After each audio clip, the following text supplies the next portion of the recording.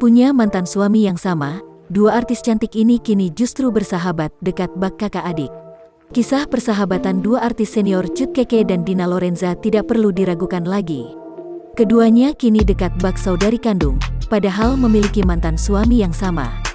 Kisah persahabatan unik antara Cut Keke dan Dina Lorenza sempat mereka ceritakan saat hadir sebagai bintang tamu di konten YouTube Maya Estianty. Dikutip dari Kompas.com, saat mengobrol dengan Maya Estianty, Cut Keke dan Dina Lorenza menceritakan pengalaman pernah menikah dengan pria yang sama yaitu Gatan Saleh Hilabi. Dina Lorenza mengatakan, dia menikah dengan mantan suami Cut Keke setelah 3 tahun temannya itu bercerai. Sebelum menikah dengan Gatan, Cut Keke mengaku memang sudah dekat dengan Dina Lorenza sejak masih lajang. Mendengar itu, Maya yang tampak terkejut seolah tak percaya Cut Keke dan Dina Lorenza yang mengaku berteman juga pernah menikah dengan pria yang sama. Menariknya, kini Dina Lorenza dan Cut Keke bersama Windy Aryo justru bersahabat baik. Ketiganya bahkan sampai membentuk trio untuk membuat konten bersama.